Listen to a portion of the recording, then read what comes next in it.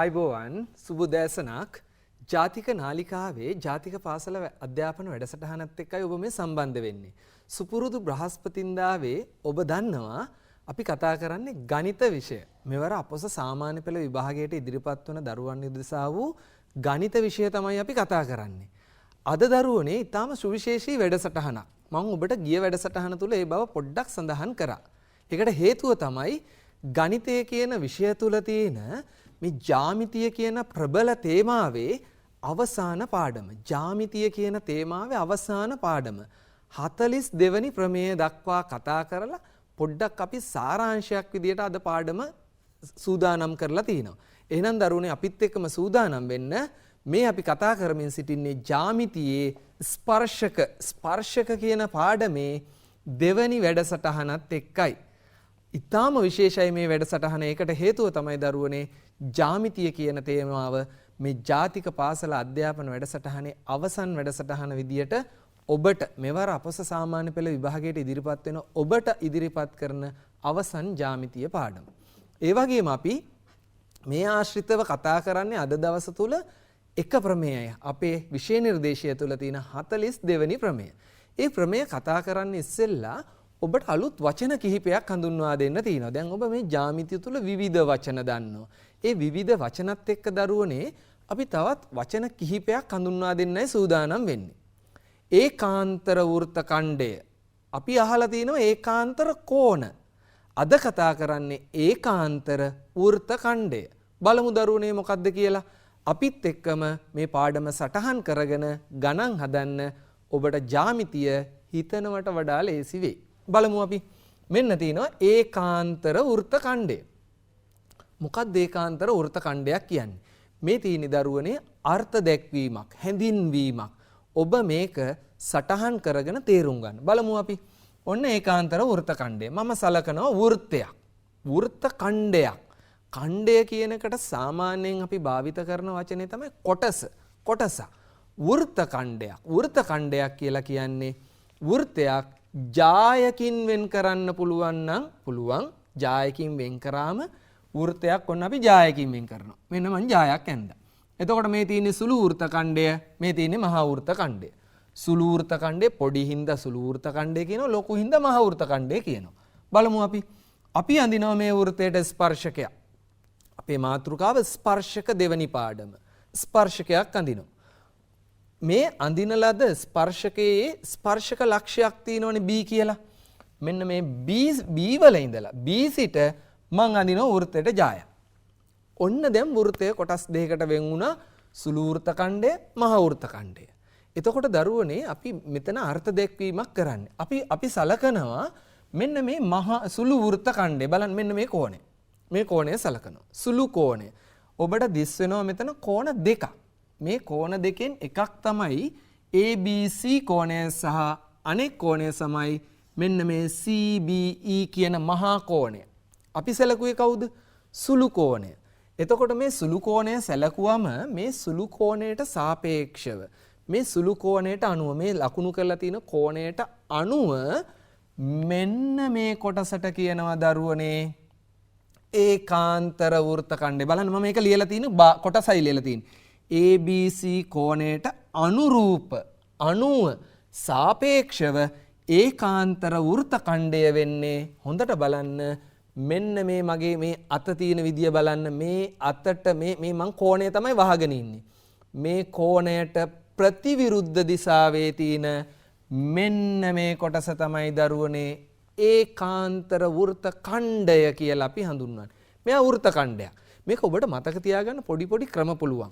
මේ විදිහට මේක කෝණය නම් කෝණයට ප්‍රතිවිරුද්ධ පැත්තේ තියෙන්නේ ඒකාන්තර වෘත්ත ඛණ්ඩය. එකක්.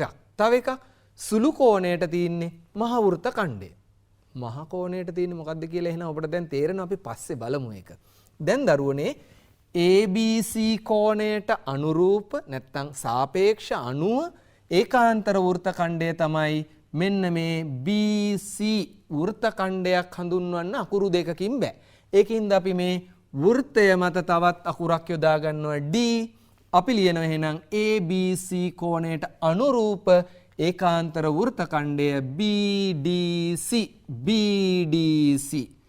එහෙම නැත්තම් ලියන්න පුළුවන් CDB කියලා. වෘත්ත ඛණ්ඩයක් නම් කරනකොට ජායේ දෙකෙලවරින් පටන් ගන්න ඕනි. B වලින් පටන් ගන්න පුළුවන් BDC කියන්න පුළුවන්. C වලින් පටන් ගන්න පුළුවන් CDB කියන්න පුළුවන්. කිසිම වෙලාවක D වලින් පටන් අරන් DCB කියලා වෘත්ත ඛණ්ඩය නම් කරන්නේ නැහැ. නම් කරන්න බෑ.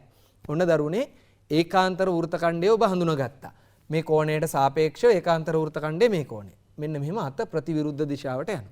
අපි බලමු මේ රූප සටහනෙම මහා කෝණීය අවස්ථාව බලමු. ඔන්න දරුවනේ වෘතයක් තියෙනවා. මම වෘතයට ස්පර්ශකයක් අඳිනවා. EA ස්පර්ශකෙම ඇඳලා තින්නේ. ඔන්න මම ඒ ජායම අඳිනවා C කියලා. දැන් මම සලකනවා මහා කෝණය. ඔන්න මම සැලකුවේ මහා කෝණය. මේ මහා කෝණයට සාපේක්ෂව මෙන්න ඒකාන්තර කෝණය මෙන්න ඒකාන්තර වෘත්ත ඛණ්ඩය. එහෙනම් දරුවනේ ECBE නැත්නම් EBC කෝණයට අනුරූප ඒකාන්තර වෘත්ත ඛණ්ඩය මේ මහා කෝණයට අනුරූප වෙන්නේ සුළු වෘත්ත ඛණ්ඩය. සුළු කෝණයට මහා වෘත්ත ඛණ්ඩය, මහා කෝණයට සුළු වෘත්ත ඛණ්ඩය. මෙන්න මේ වෘත්ත ඛණ්ඩය තමයි මේ මහා කෝණයේ ඒකාන්තර වෘත්ත ඛණ්ඩය කියන්නේ. වෘත්ත ඛණ්ඩය නම් කරන්න අකුරු තුනක් ඕනි කිව්වනේ. අපි අකුරක් යොදා ගන්නවා වෘත්තයේ මත F කියලා. BFC එහෙම නැත්නම් CFB.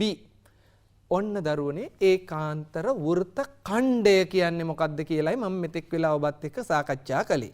ඒකාන්තර වෘත්ත ඛණ්ඩය. දැන් මේ ඒකාන්තර වෘත්ත ඛණ්ඩය කියන වචනයත් එක්ක තියෙන ප්‍රමේයයක් තියෙනවා. ජ්‍යාමිතික ප්‍රමේය. අපි බලමු ප්‍රමේය. දැන් ඔබ ඒකාන්තර වෘත්ත ඛණ්ඩය හඳුනනවා. මෙන්න මේ විදියට අත ප්‍රතිවිරුද්ධ දිශාවට තියෙන. එහෙම නැත්නම් සුළු කෝණයට මහ වෘත්ත ඛණ්ඩය, මහ කෝණයට සුළු වෘත්ත ඛණ්ඩය. බලමු අපි ප්‍රමේය. මෙන්න අපේ ජ්‍යාමිතිය කියන තේමාවේ අවසන් ප්‍රමේය දරුවනේ. ඔන්න බලන්න වෘත්තයකට ඇඳි ස්පර්ශකයත් වෘත්තයකට ඇඳි ස්පර්ශකයත් ස්පර්ශක ලක්ෂයේදී ඇඳි ජායත් අතර කෝණය ඒකාන්තර වෘත්ත ඛණ්ඩයේ කෝණවලට සමාන වේ. බහුවචනයක් එතන තියෙන්නේ නේ. ඒකාන්තර වෘත්ත ඛණ්ඩයේ කෝණවලට සමාන වේ. අපි බලමු මේ තියෙන වාචික නිරූපණයක්. වෘත්තයට ඇඳි ස්පර්ශකයත් ස්පර්ශක ලක්ෂයේදී ඇඳි ජායත් අතර කෝණය අනුරූප ඒකාන්තර වෘත්ත ඛණ්ඩයේ කෝණවලට සමාන වේ. බලමු දරුවනේ රූප සටහනකින්. මෙන්න රූප සටහන. වෘත්තය අඳින ලද ස්පර්ශකය ස්පර්ශක ලක්ෂයේදී අඳින ලද ජාය ඒ අතර කෝණය. මම මේ ප්‍රමේයම කතා කරේ. වෘත්තයකට ඇඳි ස්පර්ශකය ස්පර්ශක ලක්ෂයේදී ඇඳි ජාය සෑදෙන කෝණය අනුරූප ඒකාන්තර වෘත්ත ඛණ්ඩේ. මේ කෝණයට අනුරූප ඒකාන්තර වෘත්ත ඛණ්ඩේ කෝණය ඔබ දන්නවා මේක කියලා. මේ කෝණයට අනුරූප ඒකාන්තර වෘත්ත ඛණ්ඩය මෙන්න මේ වෘත්ත ඛණ්ඩය. මේ වෘත්ත ඛණ්ඩය තුල කෝණ හැදෙන්න පුළුවන් මිලියන බිලියන ගාණක්. මිලියන බිලියන ගාණක් හැදෙන්න පුළුවන්. කෝණවලට සමාන වේ. මෙන්න මේ කෝණය මේ ඕන කෝණයකට සමානයි. ඒක තමයි මේ කියන්නේ. අපි එක අවස්ථාවක් නිරූපණය කරමු. මේ කෝණය මෙන්න මේ ඒකාන්තර වෘත්ත ඛණ්ඩයේ කෝණයට සමාන වේ. හරිම සරලයි ඒක තේරුම් ගන්න. ස්පර්ශකයත් ස්පර්ශක ලක්ෂයේදී ඇඳි ජායත් අතර කෝණය ඒකාන්තර වෘත්ත ඛණ්ඩයේ කෝණයට සමානයි. ඒකාන්තර වෘත්ත ඛණ්ඩය හඳුන ගන්න. මේ ප්‍රමේයම තියෙනවා දරුවනේ මේ සුළු කෝණීය අවස්ථාව මෙන්න මහා කෝණීය අවස්ථාව. ABC කෝණය සමානයි BDC කෝණය. ABC කෝණය සමානයි BDC කෝණය. මෙන්න මහා කෝණීය අවස්ථාව. බලන්න මම ප්‍රමේය කියවන විදිහටම මේකෙත් කියවනවා. වෘත්තයට ඇඳි ස්පර්ශකය ස්පර්ශක ලක්ෂයේදී ඇඳි ජාය ඒ අතර කෝණය මහා කෝණය සලකන්නේ මහා කෝණය. එතකොට ඒකාන්තර වෘත්ත ඛණ්ඩය වෙන්නේ සුළු වෘත්ත ඛණ්ඩය. සුළු වෘත්ත ඛණ්ඩය මේ දකුණු පැත්තේ තියෙන වෘත්ත ඛණ්ඩය.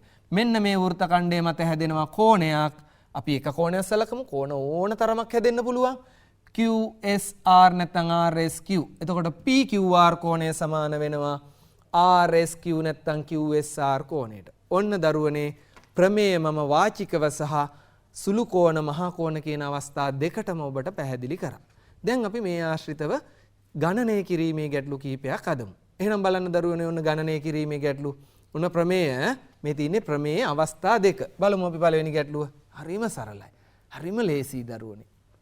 අපෙන් අහනවා මෙන්න ස්පර්ශකේ ස්පර්ශක ලක්ෂයේදී ඇඳි ජාය 50 සමාන වෙනවා මේ ජායේ ඒකාන්තර වෘත්තකණ්ඩය. මම මෙහෙම සරල බසින් කියනවනම් ස්පර්ශකය ජාය මේ තියෙන ජාය මෙන්න ස්පර්ශකේ ඒ අතර කෝණය මෙන්න මේ ජායේ දෙපැත්තෙන් පටන් ගන්න කෝණයට සමානයි.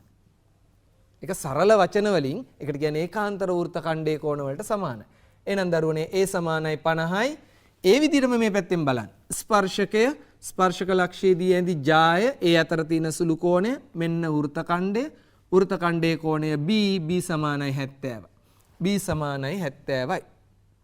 හරිම සරලයි. ඒ සරල අවස්ථාවක් ගත්තේ පුතේ. අපි පොඩ්ඩක් විතර සංකීර්ණ අවස්ථාවකට යමු. දැන් ඔබට මේ જાතියේම මේ වර්ගයේම මේ වගේම ගානක් දීලා වැඩක් නැහැ. දෙන්න පුළුවන් අපිට මෙතනට 55 දාලා මෙතනට 82 දාලා එක එක ගණන්. දැන් අපි පොඩ්ඩක් අපි ඔබට ප්‍රකාශ කරා සියලු පොඩි සාරාංශයක් විදිහට අපේ පරණ ප්‍රමේයනුත් මතක් කරමින් මේ පාඩම ඉදිරියට ගෙනියනවා කියලා. බලන්න අපේ දෙවෙනි ගැටලුව. තරමක් සංකීර්ණයි. ඔබට තේරෙනවා තරමක් සංකීර්ණයි රූප සටහන අඳින්න ගොඩක් වෙලාවක් යයි බලා ගන්න පුළුවන් ඔබට. දීලා තිනවා O කේන්ද්‍රය වූ වෘත්තයේ AB ස්පර්ශකයක් වේ. O කේන්ද්‍රය AB ස්පර්ශකයක්. අපිට කියනවා ABCD විශාලත්ව සොයන්න.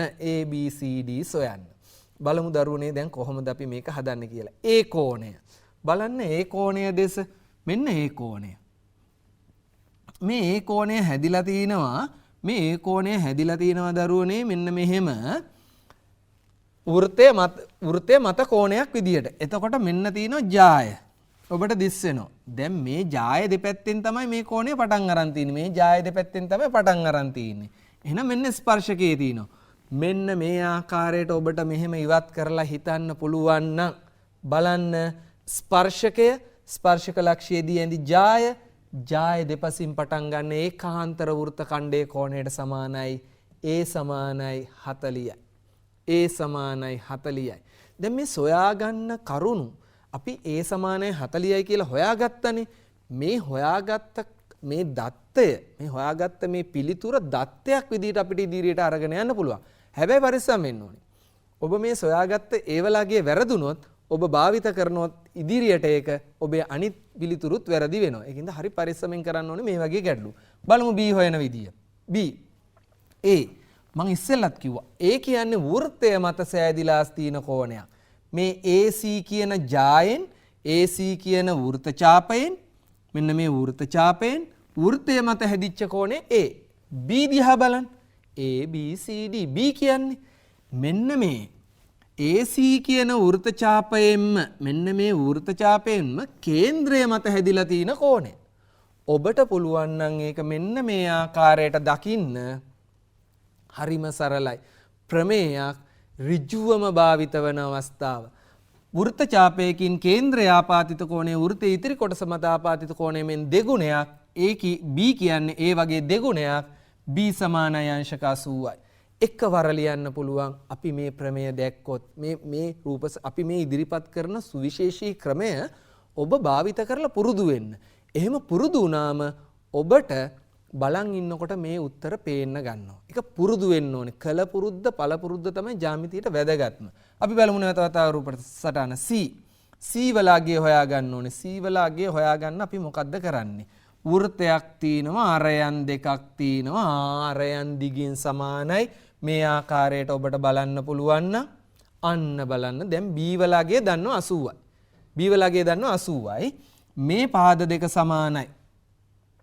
එහෙනම් සමාන පාද වලට සම්මුඛ කෝණ තමයි CC. දෙකයි C සමානයි. මෙතන 80යි.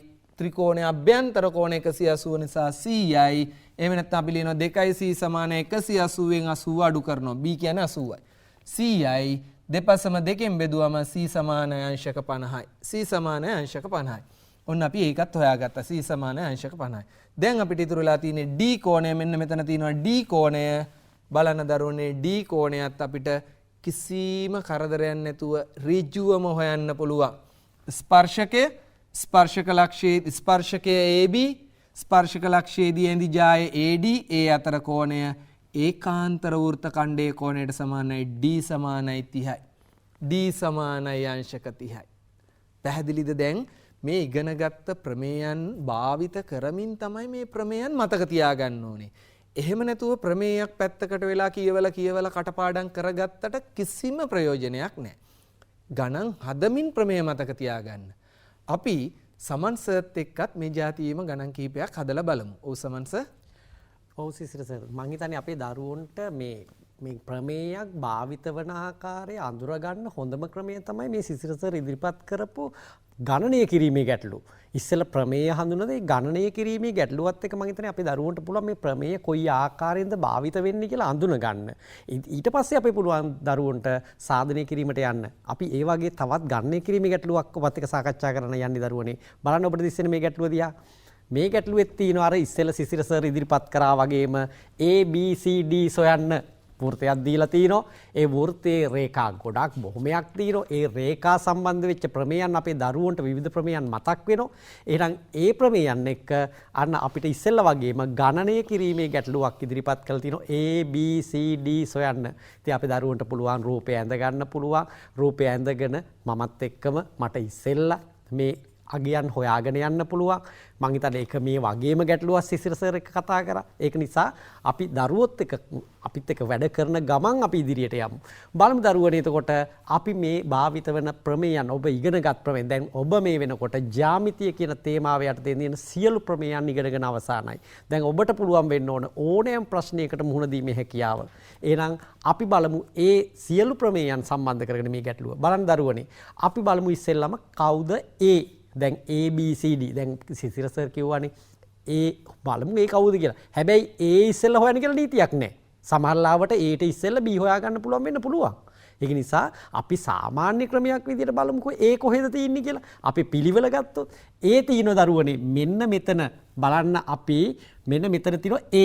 ඔන්න බලන්න ඔන්න A තියෙනවා. මේ තියෙන්නේ A. දැන් A හොයාගන්න මොනවද අපිට දීපු දත්තය? එතකොට අපිට අගයක්නේ හොයන්න කියලා කියන්නේ. මේකේ දීපු එකම අගය තියෙනවා මෙන්න මෙතන තියෙනවා අංශක 55යි. දැන් අපි බලමු මේ 55 හැදිලා තියෙන්නේ කොහොමද? බාහු දෙකකින්නේ කෝණයක් හැදෙන්න බාහු දෙකක් තියෙන්න ඕනේ. එහෙනම් මොනවද මේ බාහු දෙක? එක බාහුවක් ස්පර්ශකයක් කියමින් අපි බලමු. ස්පර්ශකයක් මේ බාහුව ජායක් අන්න සිසිර සර් කිව්වා ස්පර්ශකයයි ජායයි අතර කෝණය ඒකාන්තර වෘත්ත ඛණ්ඩයේ කෝණය ඒ ජාය දෙකලවරින් කුව එන්න ඕන. මෙන්න දෙකලවරින් එනවා. හරිනේ. අපිට තියෙන්නේ ඒ කියන්නේ අන්න ඍජුවම අපිට දකින්න පුළුවන්. ඒ සමානයි අංශක 55යි. අන්න අපිට සටහන් කරන්න පුළුවන් දරුවනේ. එහෙනම් මෙන්න ඒක තවත් හොඳින් දකින්න පුළුවන් ඔබට සංකීර්ණ තියෙන රූපය තුලත් ඔබට දකින්න පුළුවන් මං ඉදිරිපත් කරපුවාකට. එහෙම නැත්තම් මේ සිසිර සර් ඉස්සෙල්ලා කිව්වා වගේ අපිට දරුවන්ට ඉතින් ඉවත් කරන්න බෑනේ වෙනම අදින්න පුළුවන් ඕන්න. ඇඳලා බලන්න පුළුවන්. ආන්න එහෙම කරලා. එහෙම නැත්තම් තවත් ක්‍රමයක් තියෙනවා. අපිට වෙන පාට පැන්සලකින් ඕන්නම් ඒ රේඛා ටික හයිලයිට් කරලා බලන්න පුළුවන් කවුද මේ කියලා. ඒක නිතරම කරන්න අවශ්‍ය වෙන්නේ නැහැ. ඔබ ටිකක් දැක්කට පස්සේ ඒක ඇහැට හුරු වුණාට පස්සේ ඕන සංකීර්ණ රූපයක තියෙන කොටස් හඳුන ගන්න හැකියාව ලැබෙනවා. එහෙනම් දැන් අපිට ලියන්න පුළුවන් මෙන්න 55 ඒ සමානයි 55යි. එහෙනම් මට ලියන්න පුළුවන් ඒ සමානයි 55යි. දැන් ඒ 55ත් අරගෙනම අපි ඉස්සරහට යමු. අපි යමු රූපෙට. දැන් අපි බලමු B කියන්නේ කවුද කියලා. එහෙනම් B දැන් අපිට දිස්සෙනවා දරුවනේ බලන්න B කියන්නේ මෙන්න මේ කෝණය. මේ කෝණය කියලා කිව්වහම මේක එක පැත්තකින් අපිට කියන්න පුළුවන් මේ තියෙන වෘත්තය මත හැදිච්ච කෝණය. තවත් විදියකින් අපිට කියන්න පුළුවන් මේ B කෝණය මෙන්න මේ ත්‍රිකෝණයේ අභ්‍යන්තර කෝණයක්. අපි නිකන් හිතමු ත්‍රිකෝණයේ අභ්‍යන්තර කෝණයක් කියලා අපි හිතුවොත් ත්‍රිකෝණයේ අභ්‍යන්තර කෝණයක් නම් ඉතුරු කෝණ දෙක දැන් අපි ඒ හොයාගත්තනේ. ඒ හොයාගත්ත 55යි. එතකොට මේ කෝණය මෙන්න මෙතන කෝණයක් තියෙනවා. ඒ කෝණය හැදුනේ කොහමද? විස්කම්භයක් මගින්. අන්න මතක් වෙනවා අර්ධ වෘත්තයේ කෝණය. මෙතන කෝණය එහෙනම් අංශක 90යි. එහෙනම් අපිට මේ කෝණයයි තියෙනවා නම් අපිට පුළුවන් අන්න හොයන්න. අපිට ඒ වගේ දැන් අපිට ඒ ආකාරයට බලන්න එතකොට මෙන්න මේ ආකාරයට ඔබට හොඳින් දකින්න පුළුවන් දැන් බලන්න. මේ A හොයාගත්තා අපි 55යි. B තමයි මට හොයන්න අවශ්‍ය වෙන්නේ. අන්න මෙතන SPQ කියන කෝණය අර්ධ වෘත්තයේ කෝණය නිසා අන්න මට පුළුවන් අංශක 90යි කියලා කියන්න. දැන් මේක අංශක 90යි නම් අපි කිව්වා ඍජු කෝණී ත්‍රිකෝණයක එක කෝණයක් අංශක 90යි කොහොමත් ඉතුරු කෝණ දෙක අනුපූරක වෙනවා 180යි. එහෙනම් අපිට පුළුවන් අන්න B කෝණය කියන්න පුළුවන් අංශක 90න් 55ක් අඩු කරලා අපිට කියන්න පුළුවන් අංශක 35යි කියලා. ඔන්න දැන් B කෝණයත් අපි හොයාගත්තා. ඊට පස්සේ අපි බලමු C කියන්නේ කවුද? C කෝණය. දැන් C කෝණය අපිට දිස් වෙනවා මෙන්න දරුවනේ C කෝණය. මෙන්න රූපයේ තුල C කෝණය. තියෙන්නේ කොහෙද? මේක වෘත්තය මත කෝණය. එතකොට මේ වෘත්තය මත කෝණය ඇති වෙන්නේ කොහෙන්ද? මෙන්න මේ වෘත්ත ඡාපයෙන්. මෙන්න මේ වෘත්ත ඡාපයෙන්. එතකොට අපි දන්නා කෝණ දැන් ඒ හොයලා තිනවා. එතකොට බලන්න ඒ වෘත්ත ඡාපයෙන්මයි මෙන්න මේ කෝණය තමයි දන්නේ. මේ කෝණය තමයි එතකොට අහන්නේ. ආන්න එකම කණ්ඩේ කෝණ අපේ දරුවන්ට දිස් වෙනවා. බලන්න හොඳින් බලන්න. ආන්න අපිට හොඳින් බැලුවහම දිස් වෙනවා. අන්න එකම කණ්ඩේ කෝණ විදියට ගන්න පුළුවන් අවසයි. තවත් අවස්ථාවක් ඔබට දිස් වෙනවා. දැන් මේ තීනව දරුවනේ මේ ජ්‍යාමිතිය කියන ප්‍රමේයන් බොහොමයක් කතා කරනවානේ. එක එක ප්‍රමේයන් හරහා අපිට ගමන් කරන්න පුළුවන්. දැන් මම ඉස්සෙල්ලා කිව්වනේ. දැන් මෙතන දිස් වෙන අවස්ථාව බලන්නකෝ. මෙතන දිස් වෙන අවස්ථාව මෙන්න 55. ඒ 55 තියෙන්නේ ස්පර්ශකයයි ජ්‍යාය අතර කෝණය. ඒ ජ්‍යාය මගින්ම පරිධිය මත හදපු කෝණය C. ආන්න ඒකාන්තර වෘත්ත ඛණ්ඩයේ කෝණයේ විදිහටත් 55 ගන්න පුළුවන්. එහෙම නැත්නම් අපිට එකම ඛණ්ඩයේ කෝණ විදිහටත් 55 ගන්න පුළුවන්. ආන්න එහෙනම් අපිට කෙලින්ම ලියන්න පුළුවන් C සමානයි 55යි. බලන්න අවස්ථා විවිධ අවස්ථා යටතේ. අපි යමු ඊළඟට D. කවුද D කියලා කියන්නේ? දැන් D කියන එක්කෙනා ඔබට පුළුවන් D කියන එක්කෙනා බලන්න D කියන්නේ මෙන්න මේ කෝණය කොහෙද තියෙන්නේ? කේන්ද්‍රය මත. කොහෙන්ද? මෙන්න මේ වෘත්ත ඡාපයෙන්. ඒ වෘත්ත ඡාපයෙන්ම පරිධිය මත ආපාත කෝණයක් තියෙනවා නම් අන්න ප්‍රමේය අපි ගාව තියෙන දෙගුණයක් වෙනවා. ඒ වෘත්ත ඡාපයෙන්ම මෙන්න පරිධිය මත ආපාත කෝණයක් තියෙනවා. මේ තියෙන්නේ ආන්න මේ කෝණය B කෝණය හොයලා තින්නේ 35යි කියලා. එහෙනම් D කෝණය හොයාගන්න පුළුවන්. එහෙනම් අපිට පුළුවන් දරුවනේ එහෙනම් මෙන්න මේ ආකාරයට දකින්න පුළුවන් ඔබට හොඳින් දකින්න පුළුවන් මෙන්න කේන්ද්‍රය මත ආපාත කෝණය වන පරිධිය මත ආපාත නැත්නම් වෘත්තය මත ආපාත කෝණය දන්නවා අපි 35යි කියලා. ඒ වගේ දෙගුණයක් අන්න අපිට ලියන්න පුළුවන් D සමාන 70යි. මේ ගණනය කිරීමේ ගැටලුවක් තුල අපේ දරුවන්ට පුළුවන් මේ ගණනය කිරීමේ ගැටලුවක් තුල බොහොමයක් ප්‍රමේයන් භාවිත වන ආකාරය සහ ඒවා පිළින ආකාරය හොඳින් නිරීක්ෂණය කරන්න. ඒ දැනුම ඔබට සාධනයේදී බොහොම විදියට වැදගත් වෙනවා. ඉතින් අපි මේ කතා කරේ ගණනය කිරීමේ ගැටලු අපි සිසිර සර් එක්ක බලමු තවත් වෙනත් ආකාරයේ ගැටලු. ඔව් දරුවනේ ජාතික පාසල අධ්‍යාපන වැඩසටහන තුල අපි මේ වෙනකොට විෂය නිර්දේශයට අදාළ ප්‍රමේයන් 42ම සාකච්ඡා කරලා ඉවර වෙලා තිනවා. සාමාන්‍යයෙන් අපොස සාමාන්‍ය පෙළ දරුවෝ තුල ජ්‍යාමිතිය කියන්නේ ටිකක් භයානක තේමාවක්, භයානක මාතෘකාවක්. මේ බවින් මිදින්න තියෙන හොඳම ක්‍රමය තමයි පුළුවන් තරම් අපි මේ හැදුවා වගේ ඊටාම සරල ඊටාම කුඩා ගණනය කිරීමේ ගැටලු ඔබ මුලින්ම හදන්න ඕනේ. ඒ ගණනය කිරීමේ ගැටලු 100ක් විතර හදනකොට ඔබට මේ ප්‍රමේයන් 42ම ඉබේම මතක හිටිනවා. අන්න ඒ හැකියාව අරගත්තට පස්සේ තමයි දරුවනේ සාධනය කිරීමේ ගැටලු වලට යොමු වෙන්නේ. නැත්තම් ඔබට මේ විෂය ධාරාව ඔබට එපා වෙනවා. ඒක අමාරුයි කියලා දැනෙන ගන්න. ඒකින්ද පුළුවන් තරම් ගණනය කිරීමේ ගැටලු හදලා දැන් අපිත් මේ වැඩේ කරන්න හදන්නේ. අපි ගණනය කිරීමේ ගැටලු රාශියක්ම හැදුවා මේ වැඩසටහන් කිහිපයක් තුළම. දැන් අපි එනවා සාධනය කිරීමේ ගැටලු වලට. බලන්න ඔබට දිස් වෙන මේ ගැටලුව. සාධනය කිරීමේ ගැටලුවකදී ගණනය කිරීමේ ගැටලු වගේම තමයි. නමුත් පොඩි වෙනසක් තියෙන්නේ. අපි මේ ගණනය කිරීමේ ගැටලු ඉදිරිපත් කිරීමේදී හේතු දැක්වුවේ නැහැ. අපි හේතු කතා කරා. මේ හේතුව නිසා මේ කෝණය මේ කෝණයට සමානයි මේක දෙගුණයි කියලා කතා කරාට අපි හේතු දැක්වුවේ නැහැ. නමුත් අනිවාර්යෙන් සාධනය කිරීමේ ගැටලුවකදී ඔබ ලියන සෑම පේලියකටම හේතුවක් ලියන්න ඕනේ. ඇයි මෙහෙම වුනේ? කොහොමද මෙහෙම වුනේ? අපි බලමු ඔබට දිස් වෙනවා ගැටලුව. අපිට දීලා තියෙනවා වෘත්ත දෙකක්. විශාල වෘත්තය, කුඩා වෘත්තය. බලන්න ඔබත් මාත් සමග එකතු වෙලා මේ ගාන ලියා ගන්න ඇඳ ගන්න අතරේ AC විශාල වෘත්තයේ ස්පර්ශකයක්. AC කියන්නේ විශාල වෘත්තයේ ස්පර්ශකයක්. ස්පර්ශකයක් කිව්වම කේන්ද්‍රය සම්බන්ධ වුණොත් අරයට ලම්බයි. කේන්ද්‍රය සම්බන්ධ වුණොත්. එහෙම නැත්නම් ඒකාන්තර වෘත්ත ඛණ්ඩයේ ස්පර්ශක දිගින් සමානයි. ස්පර්ශකයක් වන අතර AB කුඩා වෘත්තයේ ස්පර්ශකයක්. AB කියන්නේ කුඩා වෘත්තයේ ස්පර්ශකයක්. AED සරල රේඛාවකි. AED සරල රේඛාවකි. ඒක විශේෂයෙන් දීලා තියෙන දරුවනේ AE ED කියන කොටස් දෙකක් විදිහට තියෙන නිසා. AB සමාන්තරයි CD බව සාධනය කරන්න. බව සාධනය කරන්න. එක ගැටලුවයි අපෙන් අහන්නේ. AB සමාන්තරයි CD. අපි ගැටලුව හඳුනගමු. අපි මේ අපිට ඔප්පු කරන්න තියෙන දේ AB සමාන්තරයි CD කියන තැනින් පටන් ගමු. මෙන්න මේ වගේ විවිධ ක්‍රම. අපි පොඩ්ඩක් හොයා බලමු. AB මෙන්න තියෙනවා AB. AB සමාන්තරයි CD මේ පාද දෙක සමාන්තරයි කියන්න ඕනි. එතකොට දරුවනේ මම පොඩ වැඩිපුර ඕන නැන්ද මේ පාද දෙක සමාන්තරයි කියන්න ඕනි. ඔබ දැන් ඔබට මතක් වෙන්න ඕනේ කොහොමද අපි පාද දෙකක් සමාන්තරයි කියලා කියන්නේ.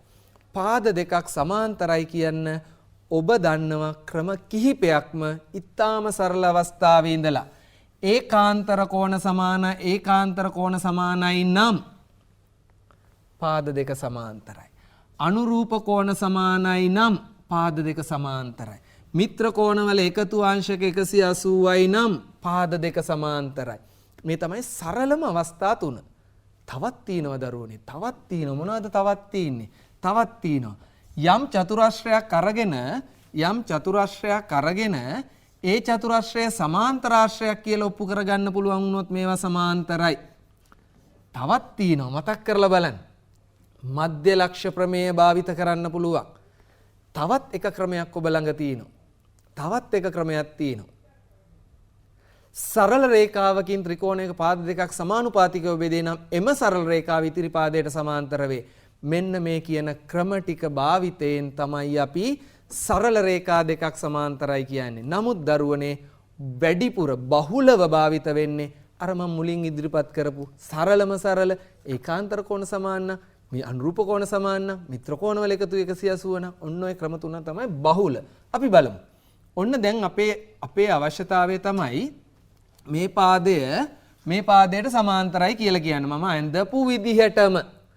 ඇඳපු විදිහටම මෙන්න මේ කෝණයට සමානයි කියලා ඔප්පු කරගත්තොත් මේ කෝණයට සමානයි කියලා ඔප්පු කරගත්තොත් අපේ සාධනය සාර්ථකයි. අපි බලමු දරුවනේ. බලන්න. මම මේ දත්තය සාධනය කළ යුත්ත කියන එක සාධනය කිරීමේ ගැටලුවගේ අත්‍යවශ්‍ය නැහැ. අපි ඔබට මේ අවසාන පාඩම නිසා එහෙම ඉදිරිපත් කරා. දත්තය කියන්නේ ගැටලුවේ දීලා තියෙන තොරතුරු. සාධනය කළ යුත්ත කියන්නේ අපෙන් අහන ප්‍රශ්නය. මේවා ලිවීම අත්‍යවශ්‍ය නැහැ දරුවනේ. අපෙන් අහන ප්‍රශ්නය අපි සාධනයෙන් පටන් ගමු. මෙන්න සාධනය. මම මේ වෘත්ත දෙකෙන් එකක් ඉවත් කරනවා. අපේ අරමුණ තමයි මෙන්න මේ කෝණය. අපේ අරමුණ මෙන්න මේ කෝණය. බලන්න මෙන්න මේ කෝණයට සමාන කෝණයක් අපි. දැන් අපිට තිබ්බ අරමුණක් මේ කෝණයට මේ මෙතන තිබ්බ ඉස්සෙල්ලා මම පෙන්නුවා ඒ කෝණේ සමානයි කියලා ඔප්පු කරගත්තොත් මේ කෝණයට සමාන කෝණයක් ඔබට දිස් වෙනවා. වෘත්තය අඳින ලද ස්පර්ශක ලක්ෂයේදී ඇඳි ජාය අතර කෝණය ඒකාන්තර වෘත්ත ඛණ්ඩයේ කෝණයට සමාන වේ. මෙන්න මේ කෝණ දෙක සමානයි එක වෘත්තයක් සැලකුවම. අපි ඒ බව ලියමු. ඔබ ලියන්න පෙර ඔක්කොම ටික හොයාගන්න. නමුත් අපි දැන් මෙතන පාඩමක් විදිහට නිසා අපි ඒ බව ලියමු. අපි ලියනවා BAE කෝණය සමානයි ACE කෝණය. අපි හේතුව ලියනකොට දරුවනේ ලියනවා ඒකාන්තර වෘත්ත ඛණ්ඩයේ කෝණය. එක කරුණක් සාර්ථකයි. අපි සම්පූර්ණ රූප සටහන සැලකමු. දැන් මම සැලකුවේ කුඩා වෘත්තයනේ. මම දැන් කුඩා වෘත්තය අතහැරලා විශාල වෘත්තය සලකනවා. විශාල වෘත්තය. දැන් මෙතන තිබ්බ කෝණයට මේ කෝණේ සමානයි. දැන් බලන්න දරුවනේ මේ රූප සටහන තුල වෘත්තය. මෙන්න වෘත්තයට අඳින ලද මෙන්න ස්පර්ශක ලක්ෂයේදී ඇඳි ජාය දෙකලවරින් පටන් ගන්න කෝණය සමානයි. ඔන්න දරුවනේ මේ කෝණ දෙක සමානයි. හරිම සරලයි. මේ විදිහට ඔබට වෙන් කරලා දකින්න පුළුවන් නම් ඒක පුරුදු වෙන්න දරුවනේ. ඊටාම හොඳ ක්‍රමයක්. අපි ලියනවා ඒ බව. ACE කෝණය සමානයි CDE කෝණය ඒකාන්තර වෘත්ත ඛණ්ඩයේ කෝණය. දැන් බලන්න. දැන් රූප සටහන අවශ්‍ය වෙන්නේ. දැන් රූප සටහනෙන් භාවිතයෙන් තොරව මෙන්න මේ ලියලා තියෙන සමීකරණ නැත්තම් මේ ප්‍රකාශන. ඇත්තටම සමීකරණයක්නේ. සමීකරණයක් වගේ ඔබට පේන්නේ අපිට හුරු පුරුදු සමීකරණ නෙමෙයිනේ. බලන්න දරුවනේ ACE එකම රාශිය සමාන රාශි වලට සමාන රාශි සමානයි එකිනෙකට සමානයි. එම නිසා BAE සමානයි CDE ප්‍රත්‍යක්ෂ. එකම රාශිය සමාන රාශියට සමාන රාශිය එකිනෙකට සමාන වේ ප්‍රත්‍යක්ෂයක්. දැන් බලමු රූප සටහන්. සමාන වෙලා තියෙන්නේ මොන කෝණ දෙකද? BAE මෙන්න මේ කෝණේ. අනිත් එක CDE මෙන්න මේ කෝණේ. අපේ අවශ්‍යතාවයට වෙලා ඒකාන්තර කෝණ සමාන වෙලා බලන්න දරුවනේ ඒකාන්තර කෝණ සමාන වෙලා. එහෙනම් අපි ලියනවා දරුවනේ ඔන්න බලන්න ඒක ඔබට හොඳයි ඊටාම පැහැදිලිව පේනවා. පැහැදිලිව පේන මේ කෝණ දෙක සමානයි කියලා ඔප්පු කරලා ඉවරයි. එම නිසා AB සමාන්තරයි CD ඒකාන්තර කෝණ සමාන නිසා. පැහැදිලිද දරුවනේ? මේ ආකාරයට ඔබ අර මං කිව්වා වගේ ගණනය කිරීමේ ගැටලු 100ක් 150ක් 200ක් විතර හදලා දවසකින් නෙමෙයි මාස 3කින් 4කින් හදලා ඉන්පසු මේ බව පෙන්වීමේ ගැටලු වලට එන්න ඔබ ගණිතයේ දක්ෂයෙක් වෙන එක අනිවාර්යයි. සමන්ස එහෙම නේද? ඔව් සිසිර සර්. අනිවාර්යයෙන්ම අපේ දරුවන්ට අර ප්‍රමේයන් සියලු ප්‍රමේයන් හඳුනා ගන්න. ඉතාම පහසු ක්‍රමය තමයි ගන්න එකේ මේ ගැටලු. දැන් මං හිතන්නේ සිසිර සර්ත් මමත් ඔබව එක්කගෙන ආවා. ගොඩාක් දුර එක්කන් ආවා. මං හිතන්නේ දැන් ඔබ විභාගෙට මුහුණ දීමට සූදානම් තත්ත්වයේ ඉන්නවා කියලා අපි හිතනවා. එහෙනම් අපි සූදානම් වෙනවා දරුවනේ ඔබත් එක්ක අපොස සාමාන්‍ය පෙළ විභාගයේ ඔබට ඉදිරිපත් වූ ගැටලු කීපයක් සාකච්ඡා කරන්න. බලන්න මේ දිස්සෙන ගැටලුව මේ 2018 අපොස සාමාන්‍ය පෙළ විභාගයේදී ඒ දරුවන්ට ලැබුණු ගැටලුවක්. එහෙනම් ඔබටත් ලැබෙන්නේ මෙන්න මේ ආකාරයේ ගැටලුවක්. මේ ඔබ ඉගෙනගත් ප්‍රමේයන් සියලු ප්‍රමේයන් භාවිත කළා. දැන් මේක ඔබ දන්නවා සරල රේඛීය ජ්‍යාමිතිය සහ වෘත්ත ජ්‍යාමිතිය කියලා කොටස් දෙකයි. මේ කොටස් දෙක යටතේ ගැටලු දෙකක් හම්බ වෙනවා. හැබැයි මේ කොටස් දෙක උනාට වෘත්ත ජ්‍යාමිතිය තුල සරල රේඛීය ජ්‍යාමිතියට අදාළ සම්බන්ධතාත් භාවිත වෙනවා. ඉතින් ඒක නිසා සියලු සම්බන්ධතා භාවිත කිරීමේ හැකියාව තියෙනවා. එහෙනම් අපි බලමු එකින් එක මෙන්න මේ ආකාරයේ ගැටලුවක් කොහොමද අපි පිළිතුරු ලියන්න ඕන කොහොමද අපි සම්බන්ධතා දකින්න ඕන පිළිතුර ප්‍රමාණවත් වෙන්නේ කොයි ආකාරයෙන්ද කියන එකත් එක්ක අපි කතා කරමින් ඉදිරියට යමු. දැන් අපි දරුවන්ට පුළුවන් මේක සටහන් කරගන්න පුළුවන් රූපය විතරයි අවශ්‍ය වෙන්නේ දරුවනේ රූපය සටහන් කරගන්න ඒ වගේම කියවමින් රූපයේ අවශ්‍ය දත්තයක් තියෙනවා නම් ලකුණු කරගන්න ඒක තමයි හොඳම ක්‍රමය. දැන් ඒ අතරේ මම මේ කියන දී ඇති රූපයේ ඕ කේන්ද්‍රී වෘත්තයට ඒහිදී ඇඳි ස්පර්ශකය XAY වේ. දැන් ඔන්න ස්පර්ශකය කියනකොට අන්න දරුවන්ට ටක් ගාලා මතක් වෙනවා ස්පර්ශකයේ ඉඳලා අරයක් තියෙනවා නම් එයා ලම්බක වෙන්න ඕන. ඊළඟට ස්පර්ශ ලක්ෂයේදී අඳින ජ්‍යායක් මගින් ඒකාන්තර වෘත්ත ඛණ්ඩයේ කෝණය තියෙන්න පුළුවන්. එතකොට ස්පර්ශකයනේ කියන්නේ ස්පර්ශක කිව්වා නම් අන්න ඒව දිගින් සමාන ඔය සියලු දේවල් දැන් මතක් වෙන්න ඕනවා කියනකොට. දැන් එතකොට කියනවා ස්පර්ශකය XAY වේ AB ජ්‍යාය XAO සමච්ඡේද කරයි. අන්න දත්තයක් දෙනවා බලන්න දරුවනේ. කවුද කියන්නේ? එතකොට AB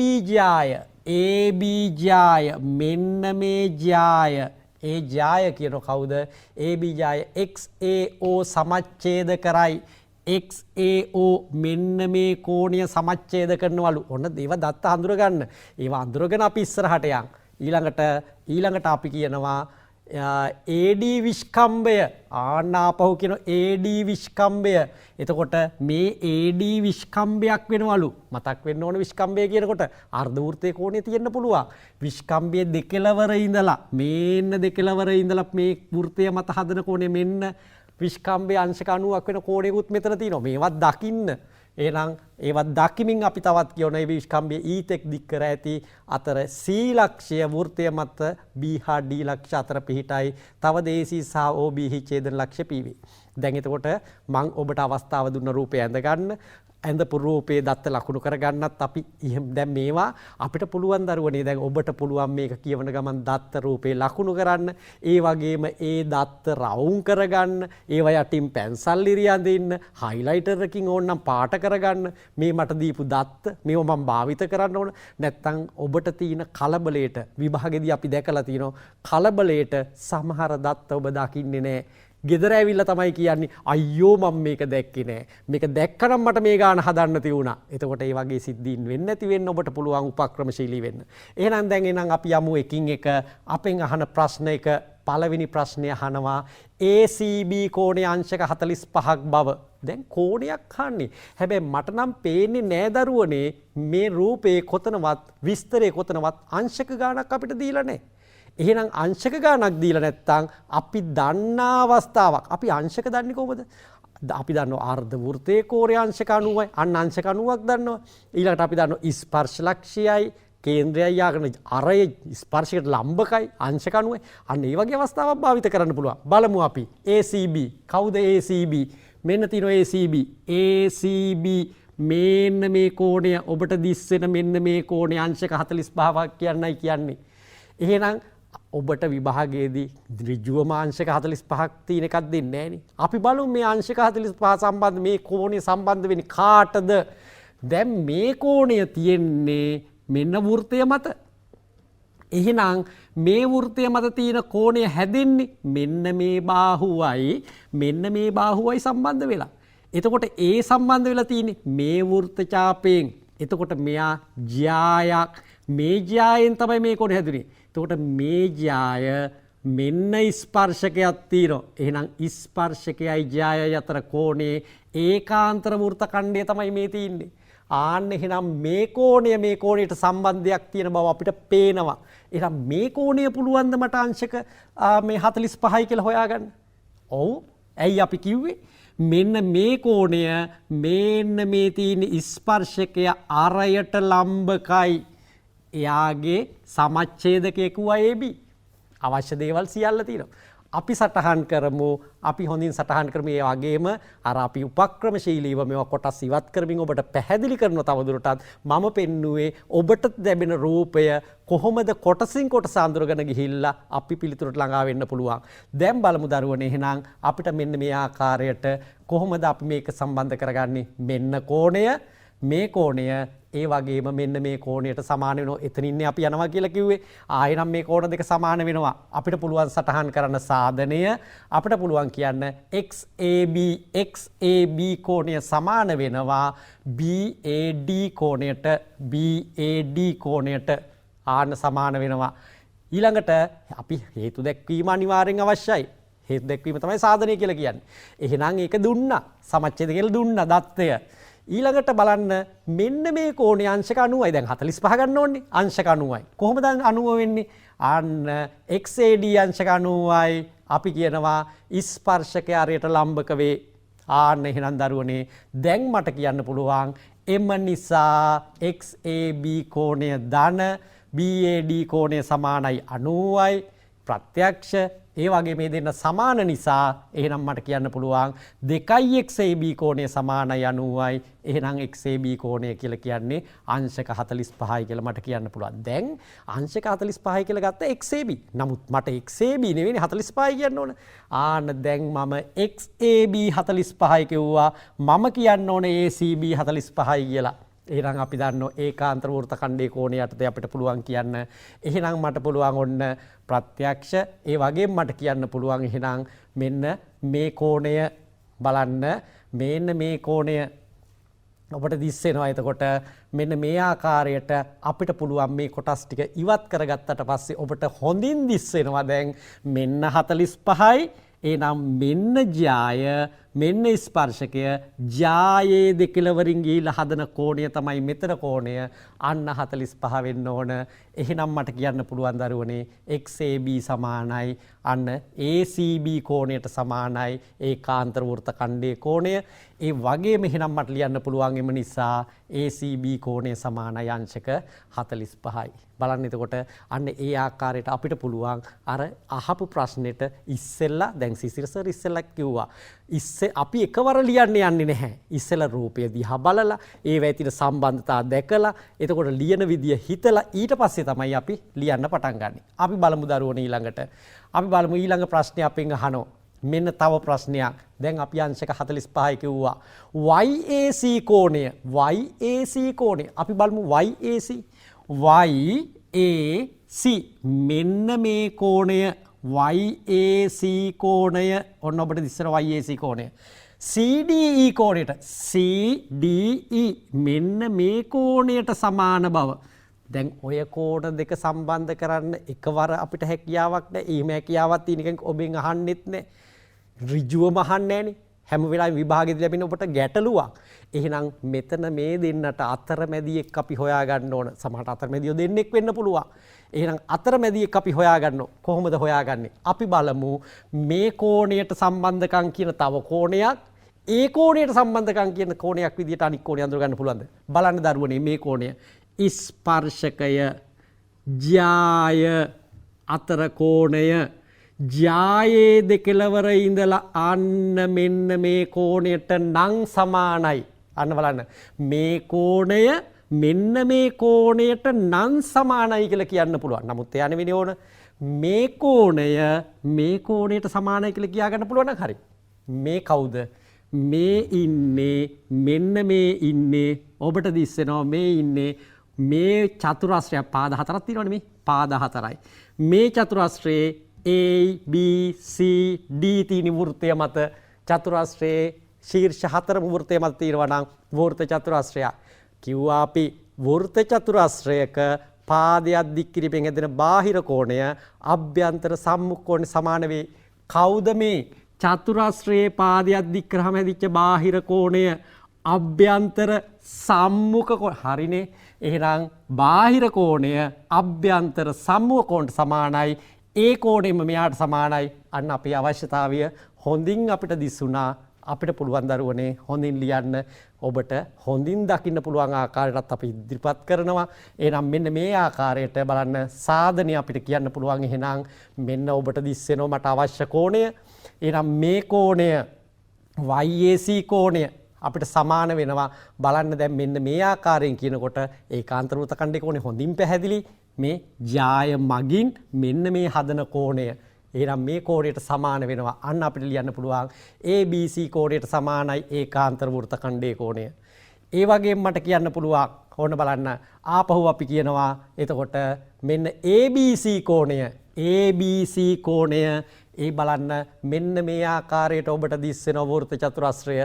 වෘත්ත චතුරස්‍රයේ පාදයක් දික් කිරීමෙන් හැදෙන බාහිර කෝණය මෙන්න තියෙන බාහිර කෝණය. එහෙනම් මේ කෝණ දෙක සමානයි. ABC කෝණය සමාන වෙනවා CDE කෝණයට. ආන්න අපිට ලියන්න පුළුවන් වෘත්ත චතුරස්‍රයක පාදයක් දික් කිරීමෙන් හැදෙන බාහිර කෝණය අභ්‍යන්තර සම්මුඛ කෝණ සමාන වේ. දැන් ඔබට දිස්සෙනවා බලන්න දරුවනේ මෙන්න ABC ප්‍රත්‍යක්ෂ ආන්න ABC සමානයි නම් එම නිසා YAC සමාන වෙන්න ඕන CDE කෝණයට. ආන්න ප්‍රත්‍යක්ෂයක්. ආන්න අපිට කිව්ව දෙවනි ප්‍රශ්නය. අපි යමු තුන්වෙනි ගැටලුවට. තුන්වෙනි ගැටලුවට දැන් ඔන්න තුන්වෙනි ගැටලුවේ අපිට කියනවා මෙන්න මෙහෙම BPC සමානයි ODC. අපිට ටිකක් හිතන්න තියෙන ගැටලුවක්. BPC සමානයි ODC. කවුද BPC? අපි ඉස්සෙල්ලා වගේ අඳුරගමු. BPC මෙන්න මේ කෝණය මෙන්න මේ කෝණය. කවුද ODC? ODC මෙන්න මේ කෝණය. දැන් මේ කෝණ දෙක බැලුවහම එකවර සම්බන්ධයක් අපිට පේන්නේ නැහැ. හැබැයි එකවර සම්බන්ධයක් පේන්නේ නැති වුණාට මෙයාගේ තියෙන විවිධ කාරණා අපි අඳුරගත්තොත් මෙන්න මේ කියන මේ කෝණය අපිට මෙන්න අපි එක කෝණයක් ගමු. මේ කෝණය කවුද? මෙන්න මේ චතුරස්‍රයේ තියෙන කෝණයක්. එතකොට මේ කෝණය කවුද? ඒ චතුරස්‍රයත් එක්ක බැලුවාම පාදයක් දික් කරාම ඇදිච්ච බාහිර කෝණයක්. චතුරස්‍රයක අභ්‍යන්තර කෝණයකුයි පාදයක් දික් කරාම හැදෙන බාහිර කෝණයකුයි නිකන් සම්බන්ධ වුණේ නෑනේ. හැබැයි වෘත්ත චතුරස්‍රයක සම්බන්ධ වුණා. එහෙනම් මේ වෘත්ත චතුරස්‍රයක් කිව්වොත් අවස්ථාව ගන්න පුළුවන්. වෘත්ත චතුරස්‍රයක් කියා ගන්න පුළුවන්ද? වෘත්ත චතුරස්‍රයක් කියන සම්මුඛ කෝණ පරිපූර්ණක වෙන්න බෑ. සම්මුඛ කෝණ පරිපූර්ණක කියන්නේ මෙන්න විස්කම්භය මෙතන අංශක 90යි අර්ධ වෘත්තයේ කෝණය. මෙයා අංශක 90යි නම් මෙන්න මෙයා අංශක 90යි කිව්වොත් හරේ. එයා කවුද? මෙයා මෙයාට ලම්බකයි කියන්න පුළුවන් නම් අපි හොයාගත්තා මෙන්න මෙතන 45යි කියලා දරුවනේ. මෙයා 45යි කියලා කියන්නේ මෙන්න මේ වෘත්ත ඡාපය මගින් වෘත්තය මත ආපාත කෝණය. ඒ වෘත්ත ඡාපයෙන්ම පරිධිය මත ආපාත කෝණය 45 දෙගුණය මෙතන 90යි. ආන්න එතන 90යි නම් මෙතනත් 90යි. 90යි 90යි 180යි වෘත්ත චතුරස්‍රයක් අවශ්‍යතාවයට යන්න පුළුවන්. අපි යමු ඉක්මනින් එහෙනම් මෙන්න මේ ආකාරයට ඔබට හොඳින් දිස්සෙනවා මෙන්න මේ ආකාරයට සාධනය මම කියන එහෙනම් මෙන්න මේ කෝණ දෙක තමයි සමානයි කියන්න ඕන. එහෙනම් මම කියනවා මෙන්න මේ ආවෘත්ත දැන් ඔබට දිස්සෙනවා වෘත්ත චතුරස්‍රයක් කිව්වොත් හරි එහෙනම් වෘත්ත චතුරස්‍රයක් කියන්න අපි ගමු මෙන්න මේ ආකාරයට අපිට පුළුවන් මේ කෝණයේ අංශක 45යි අන්න ACB අංශක 45යි අපි ඉස්සෙල්ලා ඉදිරිපත් කරා ඉහත සාධනය කරා එහෙම නැත්නම් ඉහත දැක්කුවා ඊට පස්සේ නම් අපිට කියන්න පුළුවන් එයා 45යි නම් බලන්න මෙන්න මේ ආකාරයට ගත්තාම මෙන්න වෘත්තය මත කෝණය මෙන්න කේන්ද්‍රය මත කෝණය එහෙනම් මෙන්න මේ කෝණය ඒ වගේ දෙගුණයක් වෙන්න ඕන ආන 2යි ACB කේන්ද්‍රය මත ආපාතික කෝණය පරිධි මත ආපාතික කෝණය මෙන්න දෙගුණයයි එහෙනම් අපිට කියන්න පුළුවන් දරුවනේ එම නිසා අන්න AOB කියලා කියන්නේ අංශක 90යි දැන් ඔන්න අංශක 90යි කියලා කිව්වා අපි දැන් අපි ඒක අංශක 90යි අපි යමු ආපහු රූපෙට දැන් මෙතන 90යි කියන්නේ අපි මේ 90 මේ පැත්තට ගම්මු සරල බද්ධ කෝණයක් එනම් බද්ධ කොණයක් හින්දා අපිට කියන්න පුළුවන් මෙන්න මෙතනම නිසා මේ කෝණය POD කෝණය අපිට කියන්න පුළුවන් අංශක 90යි ඒ වගේම මෙන්න මේ කෝණය මම කිව්වා අර්ධ වෘත්තයේ කෝණය මට කියන්න පුළුවන් අන්න අංශක 90යි එයා අර්ධ වෘත්තයේ කෝණය එහෙනම් අර්ධ වෘත්ත කෝණය අංශක 90ක් නිසා ACD අංශක 90යි ආන්න මං කියන අර්ධ වෘත්තයේ කෝණය දැන් දරුවනේ මේ කෝණ දෙක එකතු 180යි කියමු අපි එහෙනම් මේ කෝණ දෙක එම නිසා ඔන්න ඔබට පුළුවන් හොඳින් බලා ගන්න පුළුවන් මෙන්න චතුරස්‍රය බලන්න කෝණ දෙකක 90 වෙනි වූ කෝණ දෙකක් තියෙනවා අපි කියමු මෙන්න මේ කෝණ දෙක එකතු 180යි කියලා කියමු POD ධන ACD 180යි අන්න ප්‍රත්‍යක්ෂ 90යි එකතු කරපු නිසා එහෙනම් අපිට කියන්න පුළුවන් එම නිසා අන්න PODC වෘත්ත චතුරස්‍රයකි ආන්න වෘත්ත චතුරස්‍රයක් ඔබට දිස්සෙනවා වෘත්ත චතුරස්‍රයකේ සම්මුඛ කෝණ පරිපූරක නිසා ආන්න ඒක නිසා එම නිසා මෙයා වෘත්ත චතුරස්‍රයක් නම් ඔන්න මට අවශ්‍ය කෝණ දෙක සමාන වෙනවා මං කියනවා PBC එතකොට BPC කෝණය සමාන වෙනවා ODC කෝණයට ආන්න ODC කෝණයට BPC කෝණය ODC කෝණයට සමාන බවයි මට කියන්න කිව්වේ අන්න මං ඊටාම හොඳින් ඉදිරිපත් කරා එක අන්න මං ඔබට කිව්වා කොහොමද අපි හිතන්නේ කොහොමද අපි ප්‍රමේයයන් එකට සම්බන්ධ කරගන්නේ කොහොමද අපි ඒක ලියන්නේ කොහොමද ඒවට හේතු දක්වන්නේ මේක තමයි දරුවනේ සාධනය දැන් මේ මං කතා කරේ 2018 අපොත් සාමාන්‍ය පෙළ විභාගයේ ආපු ගැටලුව අපි බලමු දරුවනේ එතකොට මෙන්න මේ ආකාරයටම අපි ගැටලු වලට ඔබට විසඳුම් දෙන්නේ කොහොමද කියලා සිසිර සර්වත් එක්කත් කතා කරමු. ඔව් දරුවනේ අද පාඩම තුල අපි කතා කරා 42 වෙනි ප්‍රමේය. ඔබේ විෂය නිර්දේශය තුල තියෙන අවසාන ප්‍රමේය සාකච්ඡා කරා. සාකච්ඡා කරලා ගණනය කිරීමේ ගැටලු හැදුවා, සාධනය කිරීමේ ගැටලු හැදුවා. ඒ වගේම අපි පසුගිය විභාග ගැටලුවකුත් හැදුවා. මම ඔබට පුංචි ඉදිරිපත් කිරීමක් කරා මේ ජ්‍යාමිතිය කියන තේමාව මේ මාතෘකාව අපේ දරුවෝ තුල තියෙන්නේ භයානක මාතෘකාවක් විදිහටනේ. ඒකෙන් මිදෙන්න හොඳම ක්‍රමය ඔබ ගණනය කිරීමේ ගැටලු හැකිතාක් හදලා ඉන්පසු සාධනය කිරීමේ ගැටලු වලට එන්න මං හිතන්නේ අපිට ජාතියක් විදිහට ජ්‍යාමිතිය ජය ගන්න පුළුවන් වෙනවා. එහෙනම් දරුවනේ මේ ජ්‍යාමිතිය අපි අද පාඩම ජ්‍යාමිතිය කියන තේමාව අවසන් කරාට අපි පාඩම් මාලාව අපි තෝරාගත්ත සුවිශේෂී පාඩම් මාලාව අවසන් කරාට පස්සේ ඔබත් එක්ක විභාගයේ ඉලක්ක කරගෙන පුනරීක්ෂණ වැඩසටහන් මාලාවක් යනවා. ඒ වැඩසටහන් මාලාව තුලත් අපි ජ්‍යාමිතියට වැඩි තැනක් ලබා දීලා තියෙනවා. එහෙනම් දිගටම අපිත් සමග සම්බන්ධ වෙන්න කියලා ආරාධනා කරමින් අදට ඔබෙන් සමුගන්නවා සියලු දෙනාට සුබ දවසක් ප්‍රාර්ථනා කරමි. ආයුබෝවන්.